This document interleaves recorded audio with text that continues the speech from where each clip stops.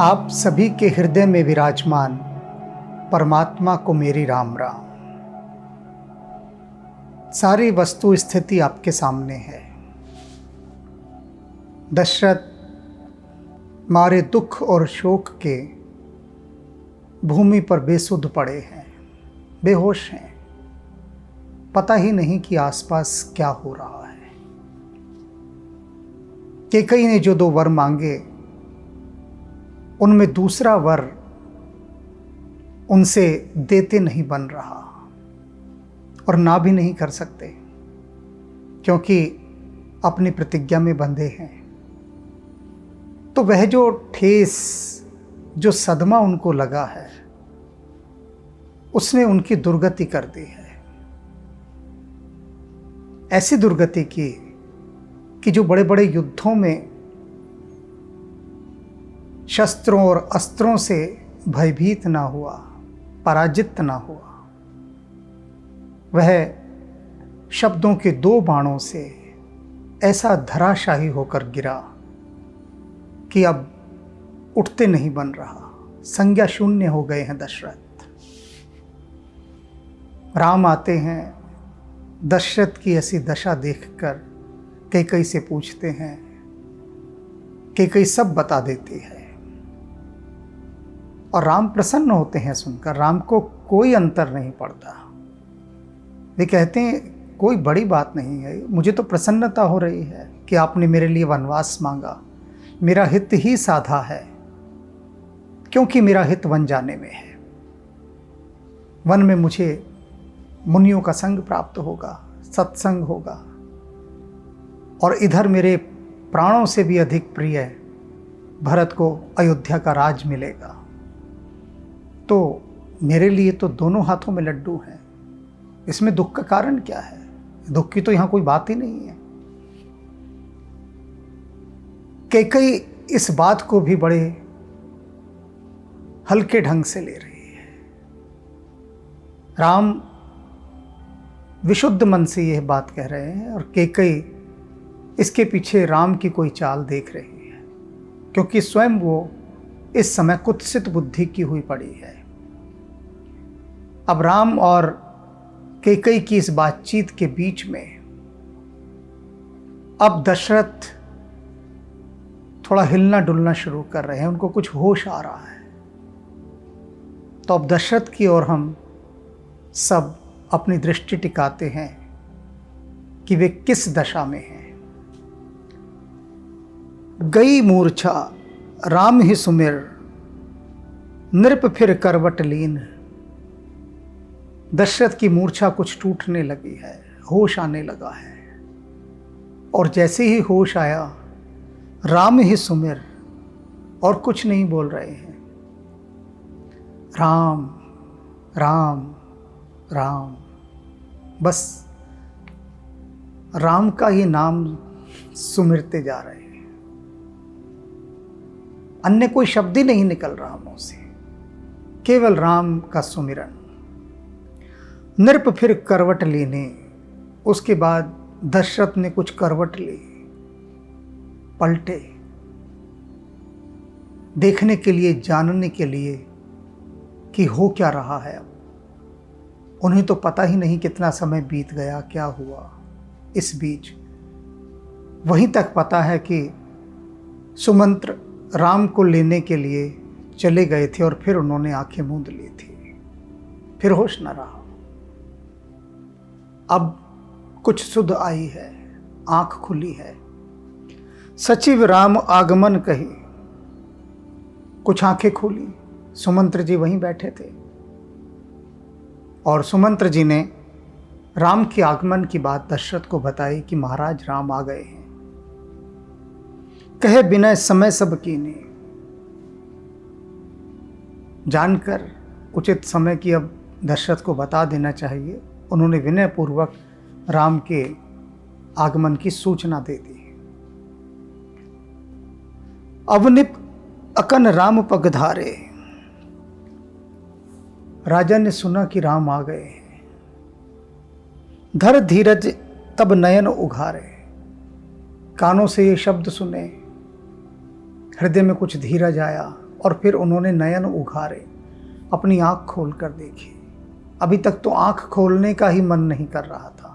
क्या देखें, देखने जैसा कुछ है ही नहीं। दशरथ के लिए देखने योग्य यदि कुछ है तो वह राम है। राम है नहीं यहाँ। राम के जाने का योग कैकेयी बना चुकी है, तो अब देखने को रहा क्या। किंतु जब सुना कि सुमंत्र ने कहा है कि राम आ गए हैं, तो नयन उघारे, आंखें खोली देखने के लिए राम को।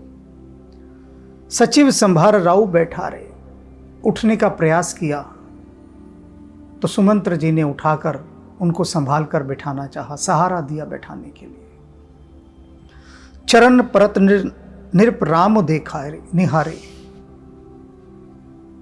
और जैसे ही बिठाया तो दशरथ ने क्या देखा, चरण परत नृप राम निहारे, कि राम उनके पैरों की ओर झुके हुए हैं और उनके पैर छू रहे हैं, चरण स्पर्श कर रहे हैं। सुमंत्र जी बिठा रहे हैं दशरथ को सहारा देकर। दशरथ ने आंखें खोली और खोलते ही सबसे पहले क्या निहारा कि राम तो उनके चरण स्पर्श कर रहे हैं। लिए स्नेह बिकल उर लाए, स्नेह से व्याकुल हो गए राम को देखते ही दशरथ। उर लाए, हृदय से लगा लिया। गै मन मनहु फनिक फिर पाए, और ऐसा लग रहा था जैसे कि वह मणिधारी सांप जिसकी कोई मणि चुरा कर ले गया हो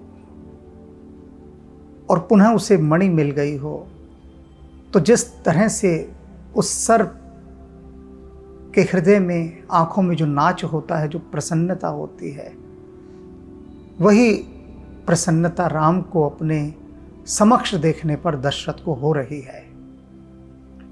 राम ही चितई रहे हो नर ना हो, बस राम की तरफ देखते ही रहे दशरथ, दृष्टि ही नहीं हटा रहे थे वहां से।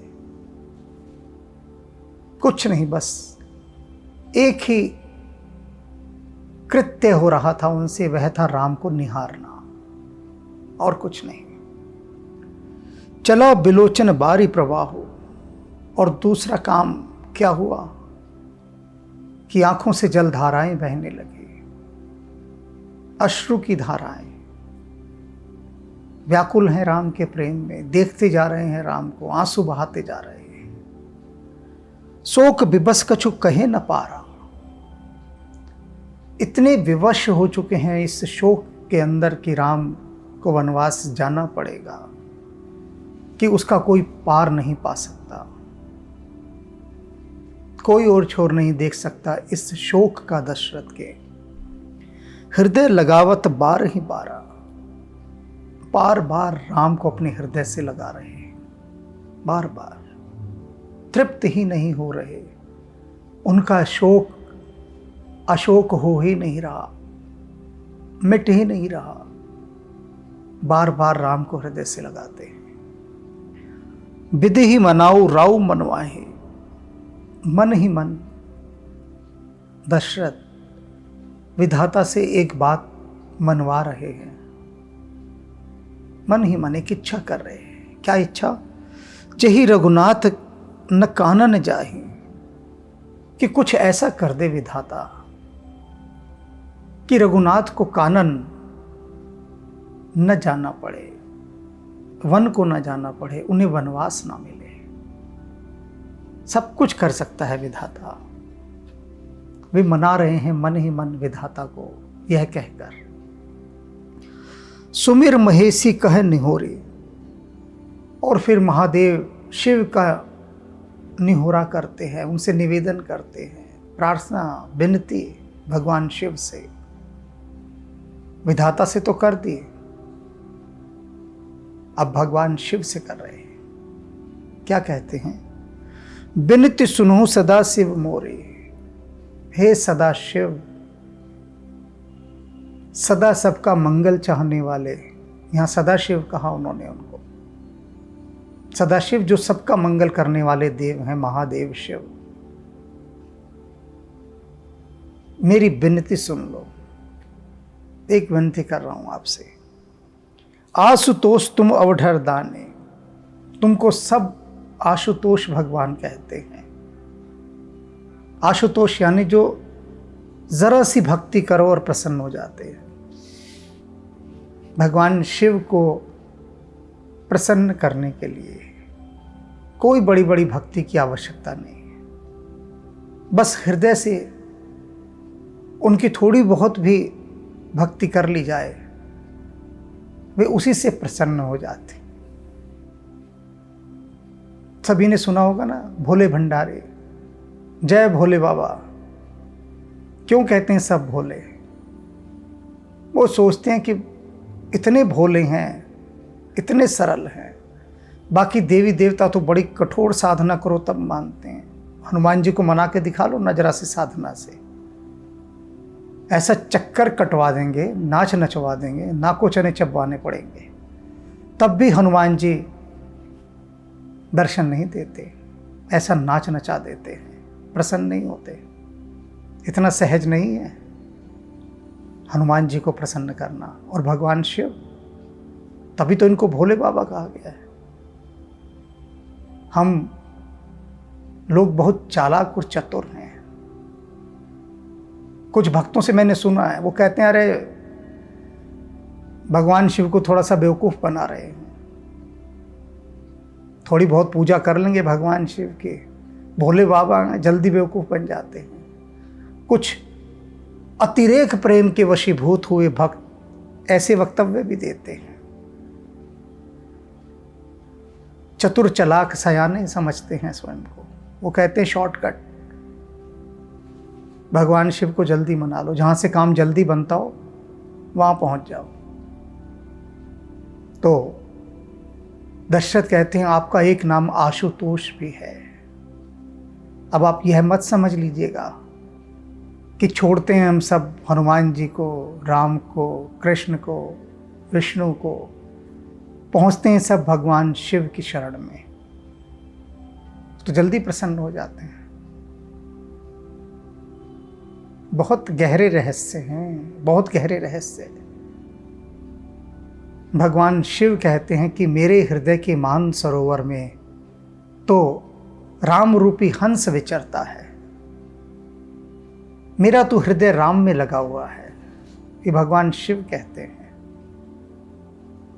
कि जिनके ध्यान में मैं सदा रहता हूं वे श्री राम हैं। तो जब तक राम नहीं रीझेंगे, राम प्रसन्न नहीं होंगे, तब तक शिव देखेंगे भी नहीं। और राम कब प्रसन्न होंगे? राम द्वारे तुम रखवारे, होत न आज्ञा बिन पाए सारे। जब तक हनुमान जी प्रसन्न नहीं होंगे तब तक राम द्वारे पहुंचना असंभव है, असंभव है। तो घूम फिर कर सारी बात हनुमान जी पर ही टिक गई आकर। तो अब दशरथ भगवान शिव से कह रहे हैं कि आप आशुतोष हैं, और एक गुण और है आपका, औढ़र दानी। आशुतोष तुम अवढ़र दानी। औढ़र दानी क्या होता है? बिना किसी हिसाब किताब के देने वाला, मन चाहा वरदान देने वाला, औढ़र दानी। कोई देखता नहीं कि जिसको दान दे रहा हूं मैं वो साधु है या शैतान। कोई भी आकर भगवान शिव को प्रसन्न करके उनसे कुछ भी मांग ले, बिना सोचे समझे सब कुछ दे देते हैं। तुलसीदास जी एक स्थान पर पार्वती से कहते हैं विनय पत्रिका में कि ब्रह्मा जी आकर पार्वती से क्या कहते हैं? ब्रह्मा जी कहते हैं पार्वती से कि इस बावले को संभाल ले, भगवान शिव के लिए कहते हैं इस बावले को संभाल ले, इसने मेरी सारी सृष्टि को तहस नहस कर दिया है, बर्बाद कर दिया है। पार्वती पूछती है वह कैसे? कहते हैं कि मैं तो लेख लिख लिख कर थक गया लोगों के, और ये बिगाड़ते बिगाड़ते नहीं थकता। मैं लिखता हूं ये जीवन भर निर्धन रहेगा, ये उसे राजा बना देता है। मैं लिखता हूं इसके घर संतान का जन्म ही नहीं हो सकता, संतान सुख नहीं है, और ये उसे न जाने कितने पुत्र पुत्रियों को दान में दे देता है। कोई जीवन भर रोगी रहेगा, ये उसे रोग मुक्त कर देता है।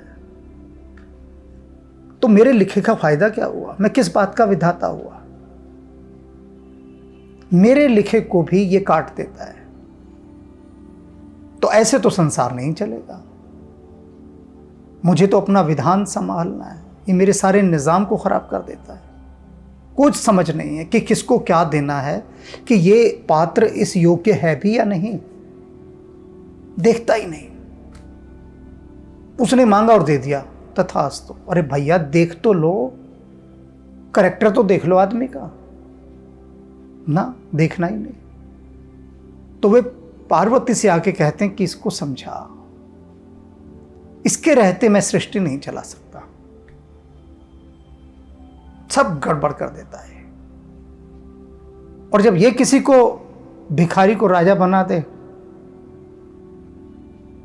मेरी हिम्मत नहीं कि मैं इसका लिखा काट सकूं। दशरथ यही बात यहां कह रहे हैं कि तुम ऑर्डरदानी हो। क्या हुआ? विधाता ने लिख दिया है ना राम को वनवास, कलम चला दो अपनी। क्या कर लेगा विधाता?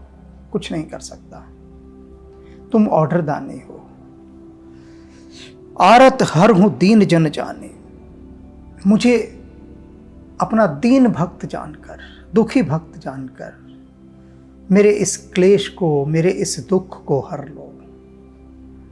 दशरथ भगवान शिव से गिड़गिड़ाते हुए ऐसी विनती कर रहे हैं। तुम हो प्रेरक सबके हृदय, कहते आप ही हैं जो सबके हृदय में प्रेरणा देते हैं,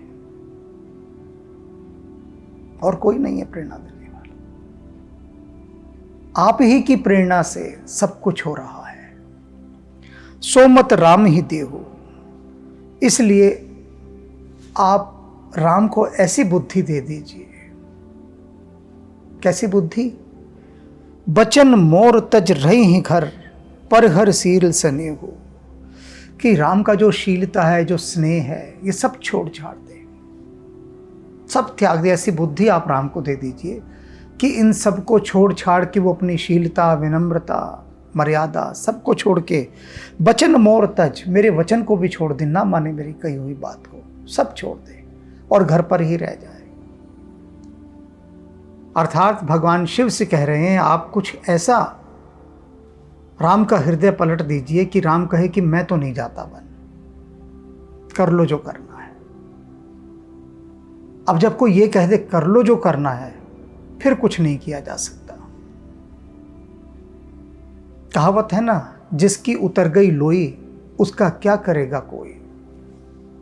तो दशरथ कह रहे हैं कि राम के मुंह से कहलवा दो कि मैं नहीं मानता पिता की आज्ञा, मुझे नहीं जाना, मैं तो यहीं रहूंगा, कोई कुछ नहीं कर सकता। ऐसा वे कह रहे हैं अपने मन में, और अपने मन में ऐसा आज नहीं कहा उन्होंने, एक बार पहले भी कहा था। जब विश्वामित्र राम को यज्ञ की रक्षा के लिए लेने आए थे, विश्वामित्र ने कहा राजन, मेरे यज्ञ को राक्षस आके ध्वस्त कर जाते हैं, रक्त मांस का खेल खेलते हैं वहां के, तो तुम राम को भेज दो मेरे यज्ञ की रक्षा के लिए। अब ये बात सुनते ही दशरथ के तो होश उड़ गए।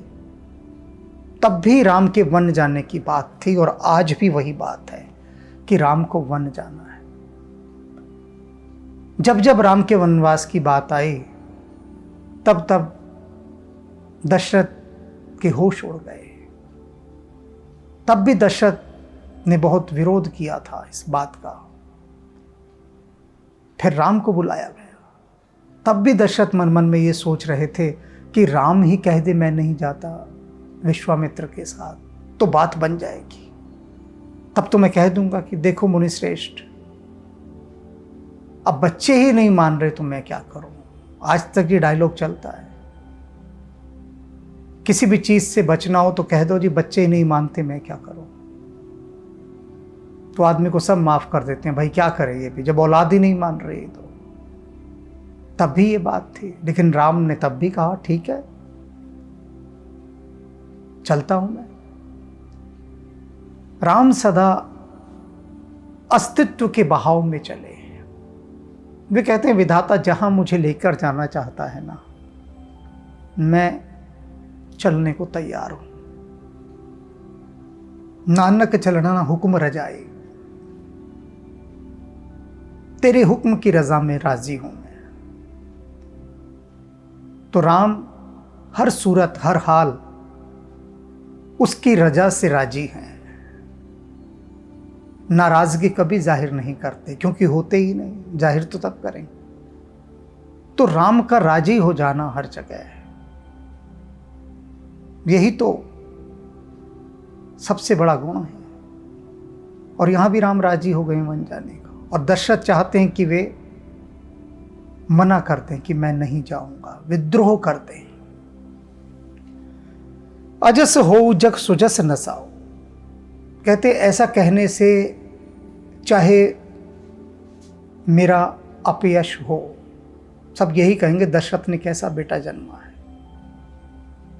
और सुजस नसाओ, चाहे मेरे सारे पुण्य नष्ट हो जाए, कोई परवाह नहीं मुझे। नरक परऊ बरु, चाहे किसी नए नरक में मुझे फेंक दिया जाए। सुरपुर जाऊं, चाहे मैं स्वर्ग जाऊं या नरक जाऊं, कुछ भी हो जाए। सब दुख दुसह सहाऊ मोहि, मैं हर तरह का दुख सह लूंगा, अपमान सह लूंगा, कष्ट सह लूंगा, हर प्रकार का। लोचन ओट राम नहीं होए, लेकिन राम को अपने से दूर जाता हुआ मैं नहीं देख सकता, ये कष्ट नहीं सह सकता। यह भी सह लूंगा कि दशरथ ने अपना वचन नहीं निभाया, स्वीकार है मुझे। पुण्यों का भी नाश हो जाए, सब कुछ स्वीकार है, नरक मिले स्वर्ग मिले कुछ भी हो, हर दुख सह लूंगा, राम को नहीं मैं अपने से दूर देख सकता। असमन गुने राव नहीं बोला, दशरथ ये सब अपने मन ही मन में अपने आप से ही गुन रहे हैं, बात कर रहे हैं, किसी से कुछ बोले नहीं है, ये सब उनके मन में चल रहा है। एक विचारों का झंझावात, एक प्रभंजन तूफान उठ रहा है उनके भीतर, बवंडर उठ रहे हैं इन विचारों के, ये हो जाए ऐसा हो जाए, और बहुत तेजी से सब अंदर घूम रहा है, लेकिन बोले कुछ नहीं किसी से। पीपर पात सरस मन डोला, पीपल के पत्ते के समान, पीपर पात सरस मन डोला। बहुत सुंदर उपमा अलंकार का यहाँ पर दृष्टांत है। पीपल के पत्ते के समान ऐसे दशरथ का मन डोल रहा है, कांप रहा है। तेज हवा चलती है तो कभी देखिएगा पीपल का पत्ता जैसे कोई डमरू बजाता हो, इस तरह से कांपता है, ऐसे तेज तेज हिल हिल के ऐसे। तो ऐसे पीपल के पत्ते के समान दशरथ का मन कांप रहा है। रघुपत पीत ही प्रेम बस जाने, और राम अंतर्यामी राम पिता की सारी वेदना को, अपने प्रति प्रीति को सब अनुभव कर रहे हैं, महसूस कर रहे हैं, देख रहे हैं कितनी दुर्गति में उनके पिता है। पुण्य कुछ कहिस मात अनुमानी, और राम ने देखा कि कैकेयी कुछ कहना चाहती है, और कैकेयी कुछ बोले उससे पहले ही राम बोल देते हैं। वे नहीं चाहते कैकेयी अब कुछ बोले, अनुमान लगा लिया उन्होंने कि अब कैकेयी कुछ बोलने की तैयारी कर रही है। वे जानते हैं कर कैकेयी बोलेगी, विष में बुझे हुए शब्द बाण मारेगी, और दशरथ और तड़पेंगे। तो कैकेयी को बोलने का अवसर नहीं देते, उससे पहले ही बोलते हैं। देश काल अवसर अनुसारी, बोले बचन विनीत विचारे। देश काल और अवसर, इन सब बातों का विचार करते हुए राम जो है बहुत विनीत भाव से कहते हैं, तात कहूँ कुछ करूँ ढिठाई। दशरथ से बोलते हैं वो, कैकेयी को बोलने का मौका नहीं दिया। स्वयं दशरथ से बोलते हैं कि पिताजी, आपसे कुछ कहने की मैं दुष्टता कर रहा हूं, ढिठाई कर रहा हूं। अनुचित क्षमब जान लरकाए। यदि मेरे कहने में आपको यह लगे कि मैंने कुछ अनुचित कह दिया है, तो बचपना लरिकाई, लड़कपन जानकर, बचपना मानकर क्षमा कर दीजिएगा। अति लघु बात लागो दुख पावा। पहली बात तो मैं ये कहूंगा पिताजी, इतनी छोटी सी बात के लिए इतना दुख पाया आपने।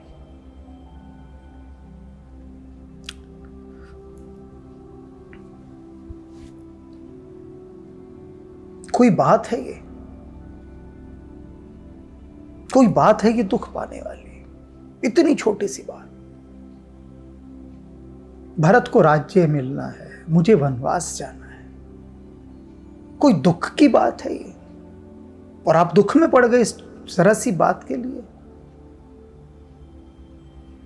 राम ने पहले ही कह दिया है कि अगर आपको लगे मैंने अनुचित कहा है तो मुझे क्षमा कर दीजिएगा, बच्चा जानकर। और कहते ही राम एकदम अपने उस वीर रस में आ गए।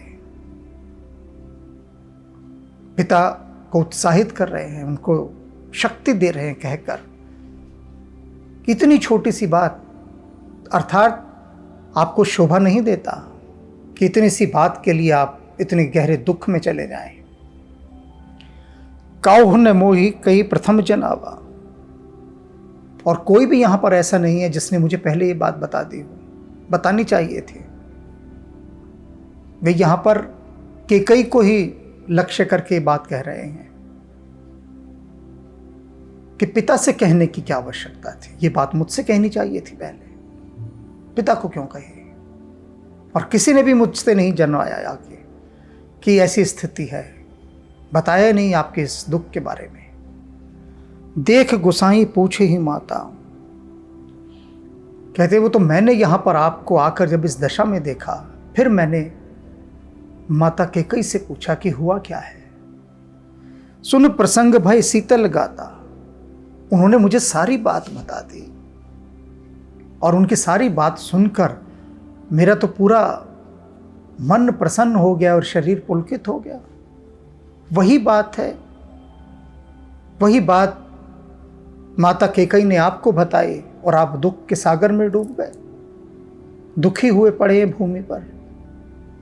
वही बात उन्होंने मुझे बताई और मैं तो आनंद से नाच रहा हूं, मेरा तो पूरा शरीर पुलकित है, मन प्रसन्न है वही बात सुनकर। तो यह क्या बात हुई? एक ही बात के दो परिणाम कैसे हो सकते हैं यदि वह सुखद है तो? वही बात, समान बात, तो आप दुखी क्यों हैं इस बात को लेकर जबकि मैं प्रसन्न हूं? मंगल समय स्नेह बस सोच परिहर हूं तात। कहते हैं पिताजी ये तो शुभ समाचार है, मंगलमय समाचार है, और इस मंगलमय समाचार को सुनकर आप सोच में पड़ गए, दुख में चले गए। क्यों? राम प्रश्न चिन्ह लगा रहे हैं, क्यों? आयुष देव हर्ष हिए कही पुलक प्रभुगात। आप मुझे आज्ञा दीजिए वन जाने की, मैं वन जाता हूं। और ऐसा कहते हुए राम का पूरा शरीर पुलकित हो रहा था, प्रसन्न हो रहा था।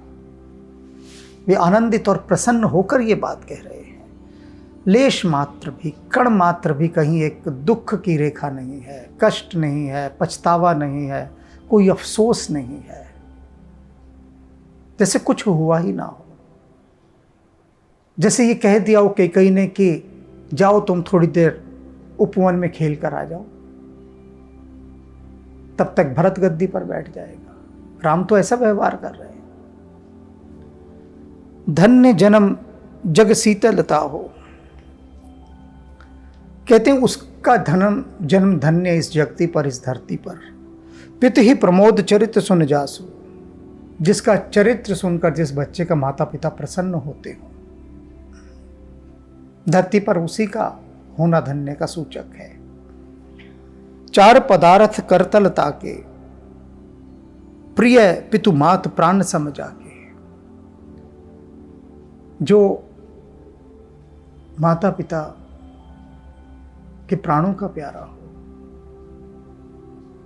उसके करतल में, उसके हाथों में सब कुछ होता है। धर्म अर्थ काम मोक्ष सारे पदार्थ, सब पदार्थ। अर्थात वही भाग्यशाली है इस धरती पर जो माता पिता को सुख देने वाला होता है।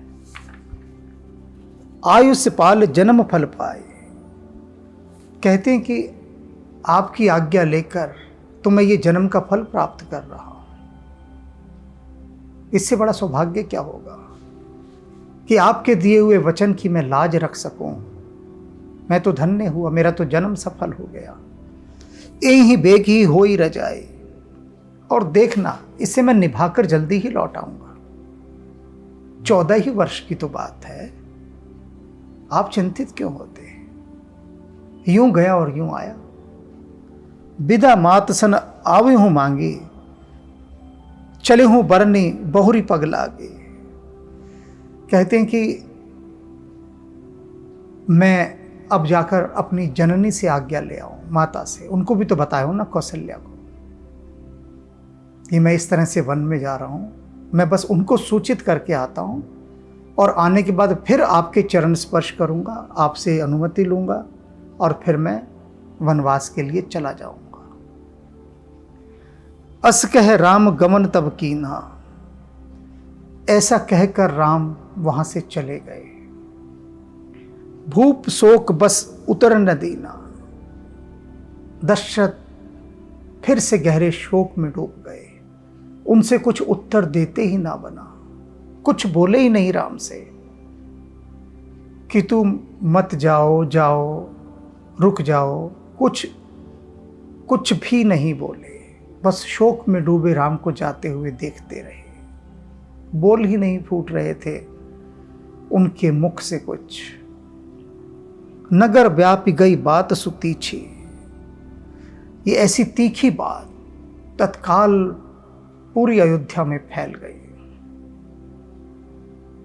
रुक सकती थी कोई बात? ये अब तो सार्वजनिक हो गई, सबको पता लग गई, और एक को पता लगते ही राजमहल से निकलते निकलते पूरी अयोध्या में फैल गई।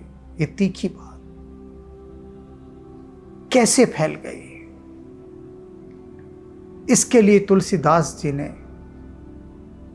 क्या गजब का दृष्टांत दिया है, जिससे अच्छी तरह से समझ में आ जाए कि अयोध्या में यह बात कितनी तीखी ढंग से और कैसे फैली, और कैसे अयोध्या वासियों ने इसे अनुभव किया कि राम को 14 वर्ष का वनवास दिया जा रहा है।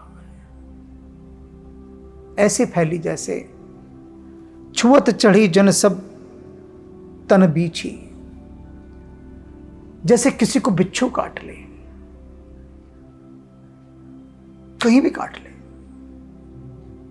पैर पे काट लिया मान लीजिए बिच्छू ने, और बिच्छू का ही नाम क्यों लिया कि बिच्छू के काटने से तड़पता व्यक्ति बहुत है। सांप के काटने से तड़पता नहीं है, इतना तड़पता है पर उतना नहीं। सांप का जहर तो जल्दी काम तमाम कर देता है ना, लेकिन बिच्छू का काटा आदमी बस तड़पता ही रहता है, मरता तो नहीं है, तड़पता ही रहता है केवल। और तड़पन भी ऐसी होती है कि जिसका कोई हिसाब नहीं और छोर नहीं। बिच्छू का जहर ऐसा होता है। तो तुलसीदास जी कहते हैं कि वह आग इस समाचार की इतनी तीखी थी कि कैसे फैली पूरी अयोध्या जैसे एक शरीर हो, और शरीर में सिर्फ पैर में बिच्छू काट ले तो उसका जहर पूरे शरीर में कैसे फैलता है, ऐसे ही ये जो केकई रूपी बिच्छू ने अयोध्या रूपी शरीर के दशरथ रूपी हिस्से को काटा, उसके काटते ही पूरी अयोध्या के शरीर में ये जहर फैल गया और तड़पने लगी पूरी अयोध्या। पूरी अयोध्या, वह जो अयोध्या राम के जन्म पर, राम के यज्ञोपवीत पर, राम के विवाह पर जी भरकर नाची थी, आनंदित हुई थी, वही अयोध्या अब राम के वनगमन के समाचार को सुनकर बिच्छू लगे डंक की तरह तड़फड़ा रही है। जहर चढ़ गया है उसके ऊपर और किसी को कुछ नहीं समझ में आ रहा। पूरी अयोध्या छटपटा रही है। उसका छटपटाना किस प्रकार का है, अब इसे हम जानेंगे आगे।